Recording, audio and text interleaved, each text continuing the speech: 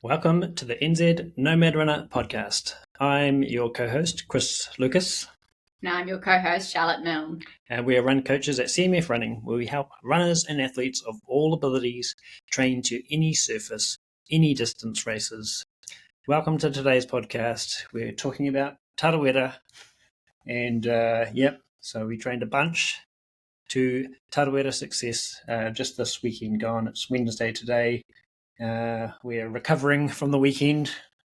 Chris took a gel to do this podcast, just to relive the Tarawera experience of fueling. Yeah. That's like midweek low, eh? And so we had the best intentions of recording this podcast on like Sunday or Monday, because we're like, you usually, just to get those instant reactions straight afterwards. But it just didn't quite happen for whatever reason, just where we were in the bus, internet connection, and we tried doing it yesterday and blah, blah, blah. Now it's Wednesday. And usually by midweek, Wednesday, Thursday, you're like, oh, yeah. You're feeling those after effects. So, yeah, I just smashed back a gel. Yeah. A caffeinated talk gel, so.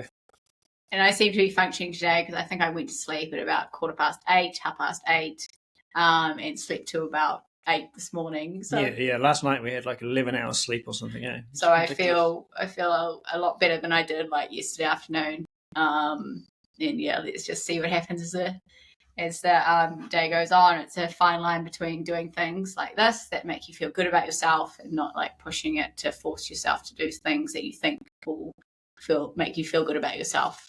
Yeah. We always feel good after doing the podcast, don't we? Yeah, for sure. Yeah. So I'll start with a couple of funny things, and we'll probably talk a little bit about my other day. First of all, though, just well done to everyone who ran, like our CMF crew, our one-on-one coach runners, our run club members, our friends, people out there in the running community. If you just listen to this podcast, just well done to you all who ran, whatever it was that you did.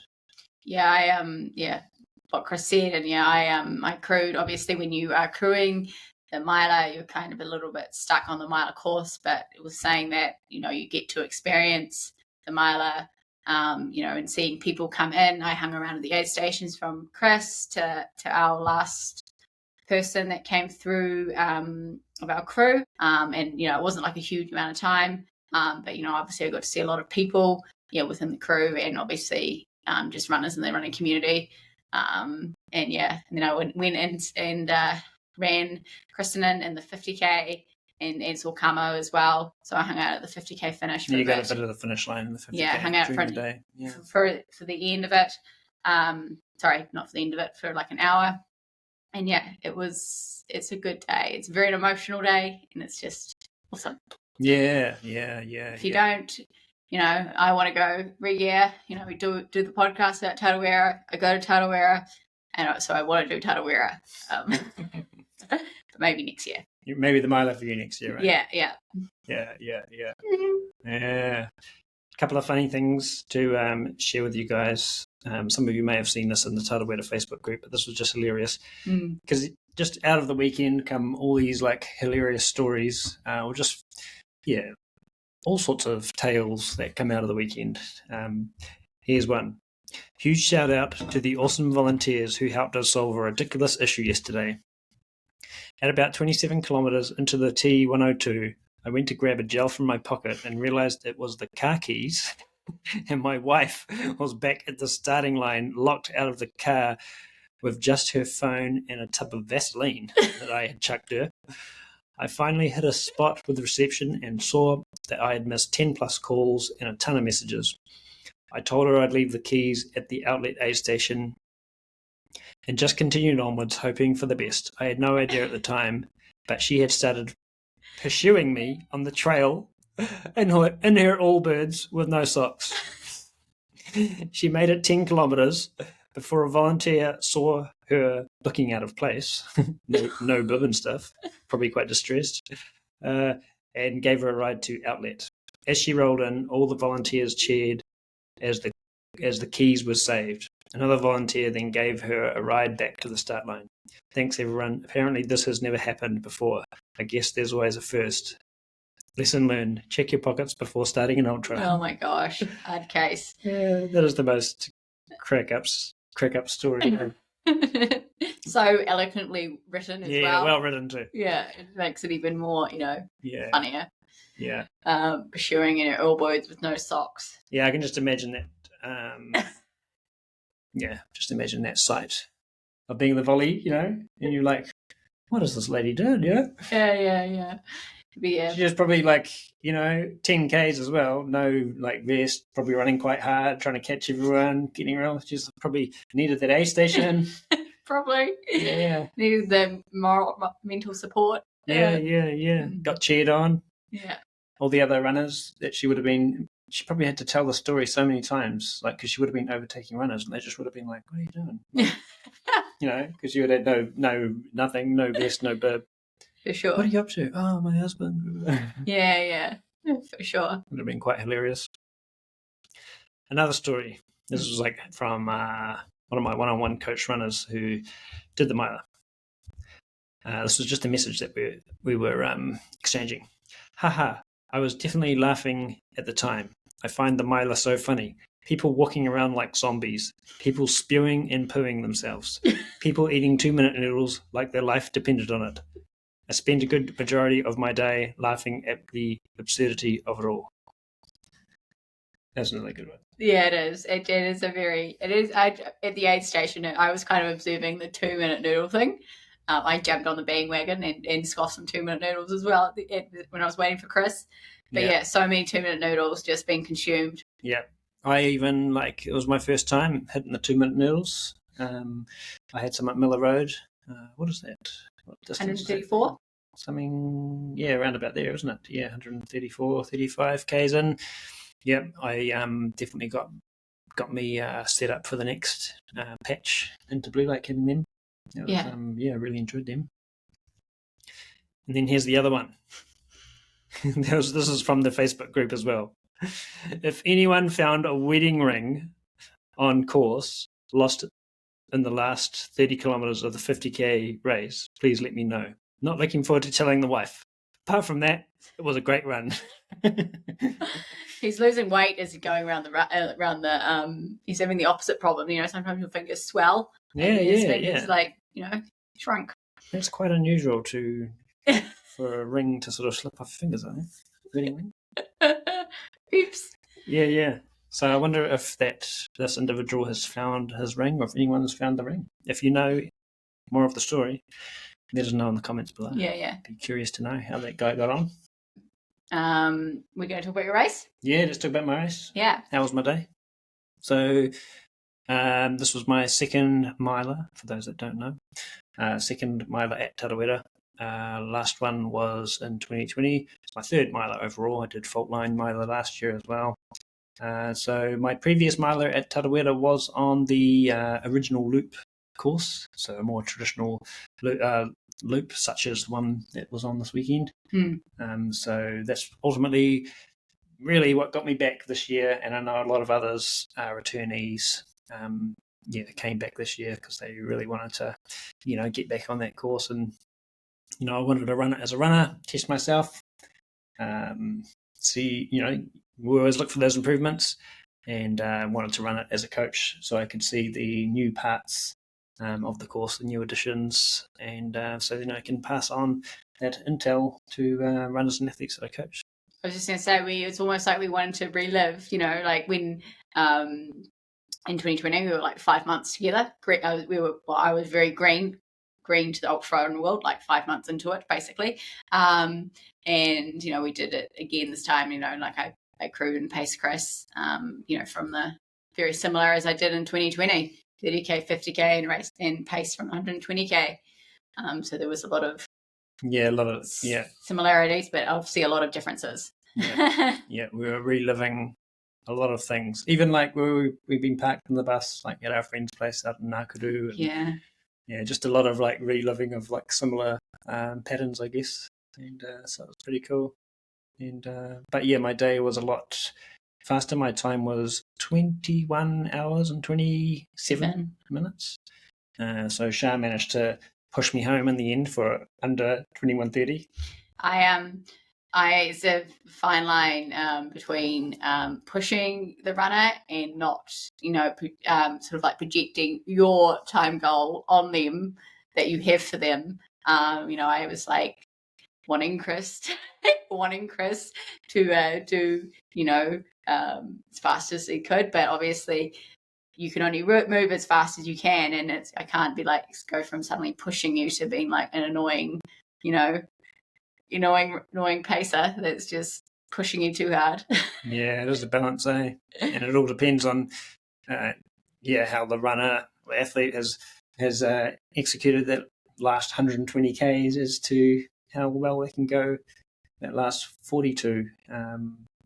Energy wise, I was pretty good. Like when we started running together at Okataina, my energy was good. I was in a good place. My fueling and hydration for the whole day, the best I've ever done in a mile. That was brilliant. But I had from basically 80 odd k's onwards in the race, I had developed a pain on the top of my left foot and also on my right knee. So I just sort of had, and it just got progressively worse. As it would. As the race went on, I was able to like ignore it and trudge on for most of the way. I remember it started to bother me more and more, like as I got closer to Okataina. So there was patches where it wasn't too bad, but just got progressively worse over the day. But like that's the thing with the mile distance. It's quite rare to execute the perfect race in the mile distance, and in a lot of distances too. In a lot of races, there's always like little things that we problem solve or work through. But it's definitely in the miler it's there because you're just out there so long, more variables. That was the only thing. So I probably lost like whatever 40 minutes. I reckon that cost me 40, 50 minutes, 30 to 50 minutes, something like that. But on the balance of things, I could have lost that time anywhere else, like, on any other multitude of things that pop up on race day. So on the balance of it, stoked with my run and my time, big PB. Yeah, it's always important, like, not to like compare yourself, I guess, to others. Like it's, if within our, clients, like we had a client, Jason. Hi, Jason. Yeah. Yeah, he raced awesomely first miler and he did like 21:48. And from the data perspective, like we haven't like obviously chatted to him, but as such, but he raced a really perfect race. Perfect miler. He ran the last bit in like under 6 hours, the last 40 odd Ks. Yeah, it's like just 20 minutes behind me, isn't he? Yeah, if the race had been another 5 Ks longer, you would have mowed me down for sure. Yeah, he was super strong. So cool. Sorry. And there was some good yo-yoing going on between you and like my school friend Taylor Rind and Luca. Yeah, we were together, the three of us, at different times from probably 70 odd Ks onwards, just sort of going like this. And we all finished. Luca finished less than a minute in front of me in the end, and Taylor was about 10 to 15 minutes, wasn't he? Yeah, it was 10 to close to 15 minutes really. Yeah.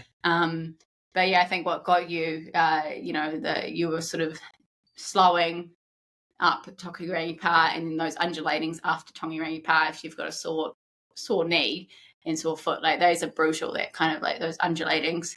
Yeah. And the stairs, obviously, the stairs. Those redwood stairs were just killer. It took us so long to get down them. I was just making noises each step and just having to go down them sideways because that was the only way. The pain in the knee, wouldn't be so excruciating. That's just, you talk to anyone, they face all sorts of challenges in their mile a day, and that was just the ones that I had on that particular day. Things to work on for the next time, is making sure my hammies and my ITB is in good shape, so I don't get this knee pain or whatever it is. Maybe it's the tightness in the calves or whatever it is. So more things to work on. And I think my left foot thing was probably from the shoes that I wore. Right. So if you listen to our previous podcast, we talked about hey, I'm going to wear my Nova Blast 5 for the milo, which I did.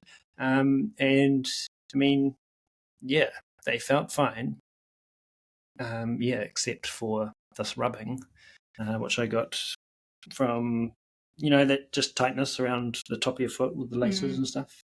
So for whatever reason, just a bit of movement in the shoe, the rubbing, the tightness, and just developed quite a lot of pain on the top of my foot, which I have had before in other shoes, so it's not necessarily... Right. Well, there we go. It's not necessarily because of that shoe. Right. Yeah. Could have been how I had them laced. And I did play around with it. I did try and solve the problem as well. I did try and solve it as I went. Tried to ignore it. Tried to solve it. But, wasn't solvable. Right. Well, yeah, Mila's right, eh? They can... they probably have more opportunity to challenge you than having easy breezy, let's go kind of vibe. I remember you also saying to someone after the race, another thing that popped up was sort of boredom. Yeah. I did find it. 63 Ks without seeing crew or spectators is a long haul in a miler. That is a long way to go. The aid stations are amazing though, like the Kawerau aid stations around that section from after Rurifukaitu onwards. So it was, what is it, Okahu aid station, Okahu, Hauia outlet, Fenton Mill, all those stations were like awesome. Nice. And I made a point in my mind. I was like, there's no spectators and I'm not seeing like you or anyone. So I'm like, I'm going to engage with the aid station like crews and talk, have a quick yarn, thank them, see what they've got, that kind of stuff. So I was using the aid stations more through that section sort of to carry so much. And they were like well equipped with some pretty good treats. Nice. Yeah, that's definitely one thing I've learned over running is like the years I've been running is like engaging with others is actually very energy giving. Yes. And we that crave attention, craving like a personal contact is good. Yeah. And the other thing I had in my mind was to work with other runners too, and for patches. So so it was nice that worked out for this race. And being such a big field, I think there was 550 plus runners in the miler. Being such a big field, you're going to have a high chance of being able to get alongside a couple of people at different times and sort of work together, work each other along. And it was good, like with Taylor as an example. We were on the big climbs, that big climb up and across past Fenton Mill and stuff. And so it was good to just be with someone. And we both had the same thing. Like we were able to run up quite a lot of it, except for the super steep bits. Right. But we were able to shuffle. We both had the shuffle approach. Whereas some folks were just walking the entire thing. We were able to like run up bits of it, so we had the same sort of approach. So that was cool, like working together. Nice, that's awesome. And complaining about each, like, because you'd think it's almost done, you think you're almost at the top. And we were like, a couple of times we're like, oh, we're like there, we're at the top, and then it's like you go around a corner and it's like another bit to it. Funny. Yeah. So it's always the way with some hills, right? It's just like you forever feel like you're at the top, but finally you are. Yeah, that's the one, eh? So if I connected with a lot of people out on the course that day, and had some real good yarns actually as well. So some of you guys, I got your names and bid numbers so I could connect afterwards, but some of you didn't. So if you're listening to this and we were having a good yarn, flick me a message or follow on Instagram or whatever, and just so we connected, or on Strava or whatever, and just send me a message. It's nice to just keep those connections that you make, in those milers, especially in those race days. Cool. Yeah, definitely. It was like Luca, you were running with. You guys were like yarning like you were just good old mates. That was pretty. Giving each other a bit of shit. Yeah. We were going like this, running past each other. And then when he'd get in front, I'd be like, I'm coming for you. Like quietly, like quite motivating for yourself, but also just joking around. Yeah. Very cool. But yeah, the volunteers and the marshals, this is what you see like in the Tarawera Facebook group every year after this event. So the volunteers, the marshals, the aid station crews, I think that really make this event. It's the Rotorua locals and the Kawerau locals on that side of the course that really make this event, and things that they, just the support, like running into the aid stations in the middle of nowhere. You're like feeling like you're so isolated, and you're hitting this aid station and everyone's cheering you in. It's pretty, really special to have that. And just the little things like the Hawea aid station, I think it was, the bacon and egg pie. Nice, yum. Like stopped there, and then one of the ladies was like, "Oh, there's this bacon, homemade bacon and egg pie," and I think she said her mum or her grandmother makes it every year for the event, and has been doing that for like 10 years. Amazing. And so heartwarming. Yeah, those are the stories that you hear, like when you just dig a little bit deeper. There's just tons of stories weaved through the event with in regards to the volunteers and the aid station crews especially. And I know, we've got our mate BNA who, the Scouts, he's been doing, used to do Humphreys aid station. They were doing Okataina this year. And I know the Miller Road aid station it's one of the schools. Can't remember the name of the school. But they have had their crew, many years doing Miller aid station. And that was another one that was where I had my noodles, but you had some vegetable soup, homemade vegetable soup, and also brownie. I'm a sucker for chocolate, I must say. When it comes to long runs and stuff, I love chocolate. There was homemade brownie in there, and those guys, especially Miller, having done that aid station for so many years, they know how to crew people, man. And because folks in the miler, they're getting the 100k as we're coming through Miller. They're sort of getting the sort of mid rear pack kind of 100k's come through, and the competitive miler, that 20 to 22, at the time that we sort of came through. And so they're really, they were really helping, helped us get out in and out quick. It was sit down, what are you? The lady was out, not behind the aid station, but out, it's sit down, what do you need? Then it's what do you got? Noodles, and they're all ready to go. It's before you know it, I had those noodles in my hand and I was shuffling them down like my life depended on it. Yes, exactly. Yeah, I think it's just knowing from when you being at a lot of aid stations and milers and events and stuff, this is really exciting seeing runners come into the aid station, because you never quite know what the run is going to look like. And obviously as the run progresses, it could be more and more sort of revealing of what they look like. But it's oh my gosh, we haven't seen even 30k's, 20k's, 25k's, so much can happen. And you're there waiting with anticipation. And I suppose as a volunteer at the aid stations, wow, it's just helping others, right? You get so much fulfillment from it. And obviously you're doing it over a couple of years, you learn the difference between how to sort of help a competitive miler person like yourself to maybe sort of that 19-20 hour sort of 100k, because obviously maybe what they need in terms of a bit more, you just stop or whatever. Yeah, a bit more support and a bit more love and care, I guess. Coaxing out. Then maybe someone like you, but who knows? Shove them back out there. Or who knows, a person that's, looks like they're on a 21-hour kind of miler could have, somewhat got there by somewhat going up too hard. That can derail too, So it's just dealing with sort of, people and doing hard stuff, right? But they were that was slick in there. That was awesome station, eh? And and just even after we left Miller, I just remember crossing the road. By then it must have been quite late at night, I don't know, 10, 11 o'clock or something, wasn't it? We were on the way to Blue Lake.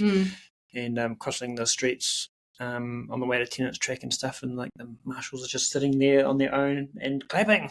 You're doing great, well done. It's like, it's so cool. Yeah, you just you're just there doing this thing, and all you have to do is encourage, and it's really simple, and it's like really, like I said, it's like quite awesome seeing runners like no matter where you are. And the Redwood station is pretty cool too. So my friend Josh from the Waikiki gym here in Rotorua, he runs the Redwood station and has been doing so for about 5 years, I think he said. And he has all his crew from his like gym class and stuff doing it, big crew. Mostly the oldies crew, he calls them. So that's another awesome aid station. But that aid station at night is amazing. Like, it's all the lighting and how it's decorated, and it's like a sort of a Halloween vibe, isn't it? The whole aid station. So those kind of things, that makes your day, all the more special. Yeah, I reckon like when you do run through aid stations, you really do feel like, a competitive athlete or something. Like, it's just super. Yeah, it's just such a big boost. Like, you're like, it's almost like a reminder of what you're doing, because there's like aid stations there to help you complete it, opposed to like a long mission, a long run or a mission. Like, there's no one sort of out there, and it cannot get that kind of feeling of like uplift in the same sort of way as an aid station. Yeah, definitely. Yeah, no, aid stations definitely give you a push. If you're not feeling, like every time I go through an aid station, I feel somewhat euphoric. Well, I find like as you're getting sort of 1K out from the aid station too, it starts pulling you in. It starts motivating you in. Yeah, it's almost like, you're going to have to stop, and maybe you're going to have to try some new food, and like it's just all the simple things, right? Yeah. Tea and ginger nuts was another thing that worked really well for me the race day. So it was noodles at Miller. Yeah. And I'd had some tea, a cup of tea, and ginger nuts. When I say a cup of tea, I don't mean I'm like sitting down for ages having a cup of tea. It's like cup of tea and ginger nuts, as I'm doing other things. Yeah. And dunking the ginger nuts tea. So even nice and soft. So I did that at Okataina and at Blue Lake, and that was that worked really well. Yeah, I'm a big fan of the ginger nuts as well. And like the caffeine from the tea, it was like a cleaner. It's like quite a clean. It's a different kind of hit than coffee. Yeah, because I'm coming into Blue Lake. You were like, you first said it, and I didn't say anything, but you said, I think I should have a coffee. And then, fortunately, like a wee while later, you asked, like, should I have tea or coffee? And I said tea, because coffee will probably make you go to the toilet. A bit more risk in the coffee. Yeah. And just going off previous kind of caffeinated stories that Chris has had. So, you didn't even really drink the tea. Like you said, you just dunked the ginger nuts in it. And away you went. Yeah, so there you go. Try some tea and ginger nuts on your next miler. Cool. Okay, so we're gonna just shoot through some of our CREWS achievements from the various races. We had 3 first-time 100Ks, didn't we? Yes, or 4? 3. Yeah, 3 first-time 100Ks, 6 first-time milers, plus myself, 5 first-time 50Ks, and a few in the 21K, wasn't it? Yeah, a couple of first-time, maybe not first-time 21Kers, but first-time running at Tarawera runners running in the 21K. In the miler, we had 3 under sub-24, which is pretty awesome. Yeah, very cool. Myself, Jason, and Nick. Yes, so that's pretty epic.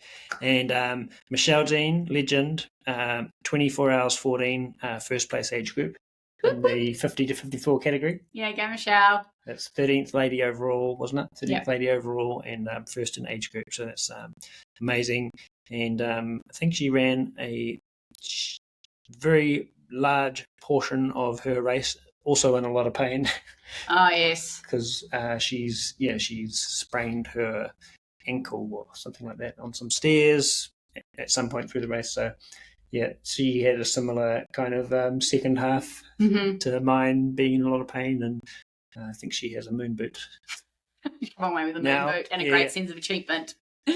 Yeah. So she's got that. Bit of fun. Kerith, third 50k in a row at Tarawera, which I just think is a pretty cool thing. She wants to keep going. Yes. 50k's every year. Awesome. That's really cool. That's like a cool thing to do. Yeah, for sure. Yeah. Keeps she's coming back. Just in Tauranga. It's quite it's local for her. That's a pretty cool thing to do. So look forward to seeing like her continuing on with that as the years go by. Yeah, it'd be awesome. And Seamus, one of my guys, 7th place overall in the 21k, with a 128 in the 21k, which is like blisteringly fast. Just for context, 128 last year would have got you first or second place. Oh my gosh, crazy. So that's how fast and how deep the field was this year in the 21k. Congratulations to Seamus as well for top 10 finish in any of the distances in Tarawera is pretty epic. Yeah, for sure. It's like obviously highly competitive. Yeah, it's an event that people go to be competitive. Yeah. I think there were some few other, like the 100k women's was pretty competitive as well, and I'm not really sure about the other distances. Such as funny when we have such a big crew. It's like the elites and stuff are awesome, and it's amazing like how fast they can run it in. But when you have a big crew of clients who know and care about and whatnot, it's almost, if not a little bit more fulfilling, like seeing them go out and do their races, and I find that anyway. Yeah, definitely. Events like Tarawera, we're really not following the elites on the day, really, are we? I'm always just distracted with following our own crew, runners we get to coach, our run club members, friends that I know personally out on the course. Always, more fulfillment, really. Totally. I think there's just more like context in terms of like what they've gone through to get to the start line. Yeah. And you obviously know them personally. Maybe if I knew some of the elites more personally, obviously then that would become changes everything. Changes it again. It's probably, I've got this opportunity to know a lot of runners actually in the running community as well as the crew. So it's pretty cool feeling, the feeling of belonging and stuff. And yeah, it's good fun. Yeah, pretty amazing, eh? So yeah, well done to all you guys, and so epic that we had so many first timers, like completing all these distances for the first time, and all doing well too. Like everyone did awesome. Yeah. Yeah, definitely. Yeah, everyone did awesome out of our crew, so it's really great to see. Yes, that is. It's very, very, very awesome. Yeah, well done to you guys. Cool, team. I think that brings us towards the end of this podcast. If you get a lot out of this podcast and what we do, consider joining our run club, becoming a CMF run club member. We'll put the link for that down below. It's just one annual fee, and you get heaps of perks, unlimited training plans delivered on Training Peaks that we've crafted ourselves, discount codes galore, community, all that good stuff. Yeah, come join our run club. Yeah, we'll check that down below.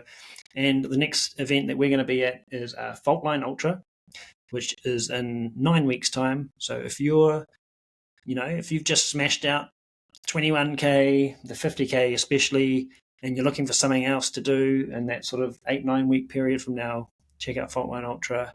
Run club members get 15% off their entry to Faultline, and we also have our Faultline training group, which is just a one-off fee of $50 for your training plan and group support all the way to race day. So check that out as well. We'll put the links in down below for that.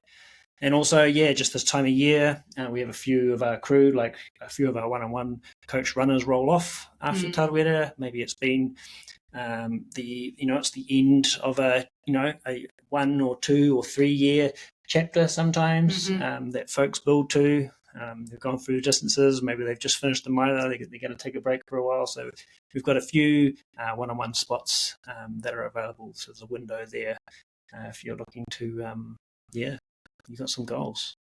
Hit us up for a call, a free consult. All that's on the website. Go and check it out. Awesome. Sounds great. I was just going to say, with the fault line, another good reason to do it is, Tarawera, it's like a runnable one. And fault line is definitely hillier.